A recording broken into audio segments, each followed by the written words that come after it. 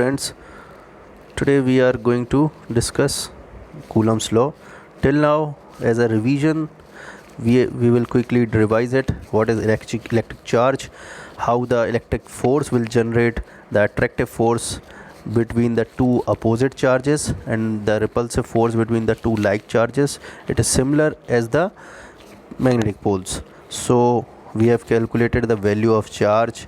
What is the definition of 1 coulomb charge?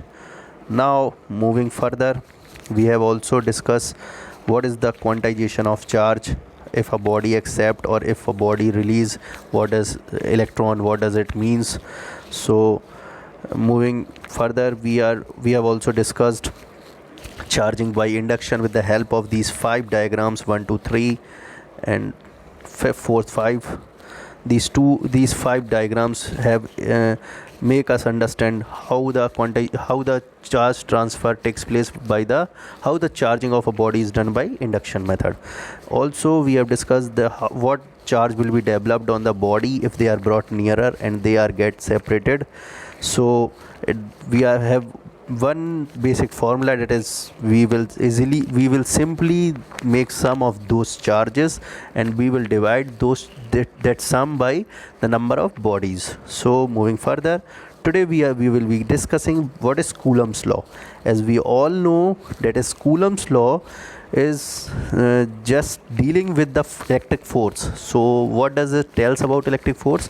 It simply tells that the electric force between the two static point charge is directly proportional to product of the charges and is directly proportional to the product of the charges and inversely proportional to the square of distance between them. So if we are taking 2 point charges q1 and q2 and they are separated by a distance r, so with the first equation we have derived from the definition only that f1 is directly proportional to q1 q2. So if we are increasing the magnitude of q1 and q2, so the product of magnitude will also increase. In the same manner, the force will also increase. And now if we are increasing the distance between these 2 point charges, r square, then we are getting that force is reducing on increasing this distance of separation. As we are already having gravitational force knowledge, in the class 11th we have learnt about gravitational force. It was in a similar manner, that force is directly proportional to the product of masses and force is inversely proportional to the distance between them. So there we were having g m1 m2 upon r square. Okay, now we are having k q1 q2 upon r square, where k is nothing but Coulomb's constant. What the value of Coulomb's constant? It is 9 into 10 to the power 9 Newton meter square per Coulomb square. So if we substitute the value of k, and what the value of k represent? It is 1 upon 4 pi epsilon naught. What does it epsilon naught means? It is a permittivity of vacuum or free space. Now don't confuse with a free space. It is nothing but a vacuum, or we can simply say that a medium of air. Okay, so we are having the value on calculating the value of epsilon naught, we get 8.5 value of epsilon naught as 8.85 into 10 to the power minus 12 Coulomb square per Newton meter square. Now moving further, suppose if somebody give you the medium other than the free space, that it is not having a permittivity of free space, that is not epsilon naught, but it simply say that E. So what does it E means? That in the place of epsilon naught, we are substituting E. So if we take the ratio of F upon Fm, then we will get E upon epsilon naught. It is simply ER. Now we are representing this ER as capital K. Now what does it capital K means? capital K is nothing but a dielectric constant.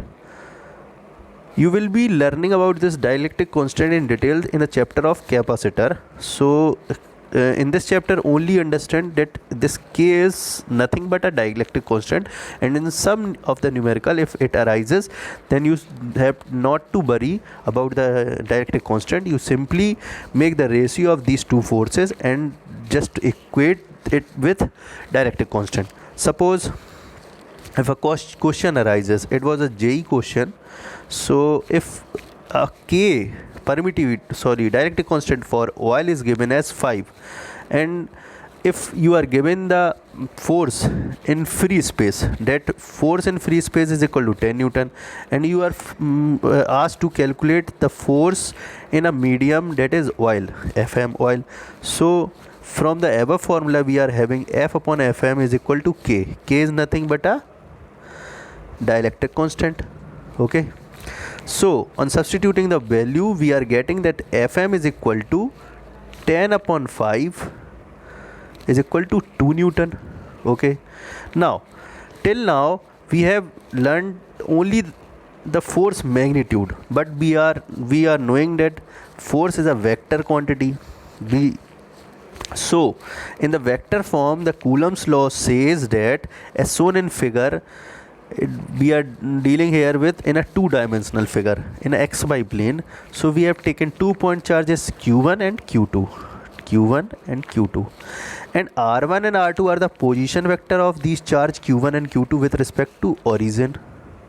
Okay, so force between two charges, if we are dealing in magnitude only, then it is simply that the force which we have already learned, that is force is equal to K Q1 Q2 upon R square. You can easily correlate it with gravitational force, that is force is equal to G M1 M2 upon R square. So you can exchange Q with mass and small k with capital G. Okay, so you don't have to mug up the formula. Now in the vector form we are having both magnitude as well as a direction. So till now we are having a magnitude, but for direction we are taking help of unit vector. What is unit vector? Unit vector, if you are not aware of unit vector, then you will be studying in the chapter of vector in class 12th only in mathematics. So you will get the definition of unit vector. Simply here I am discussing what is unit vector. It is nothing but a vector in its actual form divided by its magnitude. So if here we are considering, then the magnitude of unit vector is nothing but 1. So if we are multiplying anything with 1, then there will be no change in its magnitude. But why we are taking here the help of unit vector? But because with the help of this unit vector, we are adding the direction factor with the magnitude in order to make it a vector form. So in the vector form, the force is simply represented as F K1 Q2 upon R square and into R vector upon R vector का magnitude. तो हमको क्या मिल रहा है कि Q1 Q2 into R vector upon R cube. ये R cube कैसे आया? पहले हमारे पास R स्क्वायर था, उसके बाद हमने क्या किया, R के मैग्नीट्यूड से और मल्टीप्लाई किया, तो हमको क्या मिला, R क्यूब नीचे. ठीक है, ऊपर क्या मिला, ऊपर हमको मिला R वेक्टर, नीचे मिला R क्यूब वेक्टर, और ये K Q1 Q2 पहले से ही था.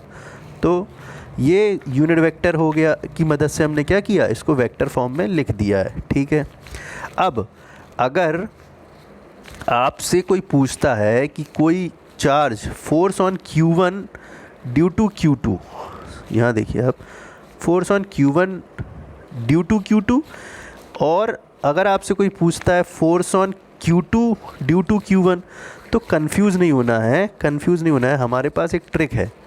ट्रिक क्या है कि जो पहले लिखा जाएगा, जैसे F12 लिखा है इसमें, F12 में पहले क्या लिखा है 1, पहले क्या लिखा है 1, बाद में क्या लिखा है 2। तो जो पहले लिखा जाएगा उस पे, मतलब जिस पे फोर्स लग रहा है तो उसको पहले लिखेंगे, और जिसके कारण या जिसकी वजह से लग रहा है उसको हम लोग बाद में लिखेंगे। तो हमने यहाँ क्या लिखा है F12, मतलब क्या हुआ 1 पे 2 के कारण, तो फोर्स ऑन 1 ड्यू टू 2। अब यहाँ जैसे न्यूटन्स थर्ड लॉ हम लोगों ने पढ़ा था, every action has its equal and opposite reaction. Equal मतलब क्या था, इक्वल का मतलब था कि दोनों का मैग्नीट्यूड जो है इक्वल, इक्वल जो था, इक्वल में आ रहा था हमारा मैग्नीट्यूड। अब उसमें एक चीज़ और थी कि इक्वल एंड अपोजिट, तो जो अपोजिट था तो वो अपोजिट का मतलब क्या हुआ, एक यहाँ और एक यहाँ, ठीक है। अब देखो यहाँ जो है ये Q1 है वो किस पे लगा रहा है Q2 पे, और जो Q2 है वो किस पे लगा रहा है Q1 पे। तो हमको कैलकुलेट करना है, अभी हम ये लोग ड्राइव नहीं कर रहे हैं कि न्यूटन्स थर्ड लॉ वैलिड है या नहीं है, बस केवल हम लोगों को न्यूटन्स थर्ड लॉ पता है, तो उसकी मदद से हम लोग ये देख रहे हैं कि क्या यहाँ भी Newton's law third law valid है या नहीं है। तो हम लोग क्या करेंगे, F12 मतलब 1 पे 2 की वजह से, तो ये वाला जो फैक्टर है, ये देखिए आप, ये वाला जो फैक्टर है के Q1 Q2 वो तो हमारा हर जगह रहेगा, ठीक है। हमारा चेंज क्या हो रहा है, केवल हो रहा है R12 का फैक्टर और R12 का क्यूब वाला फैक्टर। तो ये जो R12 है वो क्या है, जो पहले है उसको पहले लिखो, जो बाद में उसको बाद में लिखो। तो क्या हुआ R1 माइनस R2, ठीक। R12 का क्यूब क्या हो गया, R12 का क्यूब हो गया है R1 माइनस R2 वेक्टर, और इसका मैग्नीट्यूड का हमने क्या किया, क्यूब कर दिया, ठीक है। ऐसे ही हमने क्या किया, force on Q2 due to Q1 निकाल दिया। वहाँ क्या किया, force on 2 due to 1 is equal to k Q2 Q1 जो था वही रखा, R21 का फैक्टर आया यहाँ, और यहाँ क्या आया R21 का क्यूब आया। R21 में क्या था, जो पहले उसको पहले, जो बाद में उसको बाद में, ठीक है।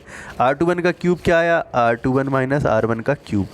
अब जब दोनों फॉर्मूले को F12 और F21 को हमने क्या किया, F12 को F12 निकाला, F21 निकाला, जब हमने देखा तो ये चीज़ सब में कॉमन है, ये चीज़ सब में कॉमन है, केवल डिफरेंस कहाँ आ रहा है, R1 minus R2, R2 minus R1, यहाँ डिफरेंस आ रहा है। मतलब इतना जो डिफरेंस आ रहा है ये वाला, इसमें भी अगर आप देखो तो केवल एक साइन का चेंज आ रहा है, ठीक है। मैग्नीट्यूड वाइज दोनों फिर भी सेम है। फ्रॉम बोथ इक्वेशन 1 एंड 2 वो क्या कर रहे हैं कि दोनों का मैग्नीट्यूड जो है, मैग्नीट्यूड देखिए आप, दोनों का बराबर आ रहा है। चेंज कहाँ आ रहा है, केवल साइन के अंदर। तो मैग्नीट्यूड वाइज ये सेम है, केवल इनका डायरेक्शन जो है वो क्या है, अपोजिट है। और न्यूटन्स लॉ थर्ड लॉ क्या बोलता है, न्यूटन्स थर्ड लॉ बोलता है कि every action has its equal and opposite reaction. तो इक्वल में मैग्नीट्यूड आ गया, अपोजिट में डायरेक्शन आ गया, तो न्यूटन्स थर्ड लॉ यहाँ भी वैलिड हो गया। समझ आ गया। देखो शुरुआत कहाँ से किया था हमने, वेक्टर फॉर्म का। वेक्टर फॉर्म में ये दोनों फॉर्मूले लिखे थे, यूनिट वेक्टर लिया था। यूनिट वेक्टर के बाद हम लोगों ने आगे क्या पढ़ा था, force on 1 due to 2 and force on 2 due to 1। फिर हमने इन दोनों को जब वेक्टर फॉर्म में ही कैलकुलेट किया, आगे जाके हमको क्या मिल रहा है, इनका डायरेक्शन। लेकिन अगर हम यहाँ मैग्नीट्यूड में ही अगर देखते तो मैग्नीट्यूड में हमें पता नहीं चलता, तो हमने इसको वेक्टर फॉर्म में जब देखा तब जाके पता चला कि न्यूटन्स थर्ड लॉ यहाँ पे वैलिड हो रहा है। Okay, hope you all have understood. अगर फिर भी कोई डाउट आ रहा है तो आप मेरे से ग्रुप पे या कैसे भी करके कोई क्वेरी आप मेरे को मेरे पर्सनल नंबर पे कैसे भी करके आप मेरे को भेज दीजिए। मैं ट्राई करूँगा आपकी क्वेरीज़ को सॉल्व करने का। All the best.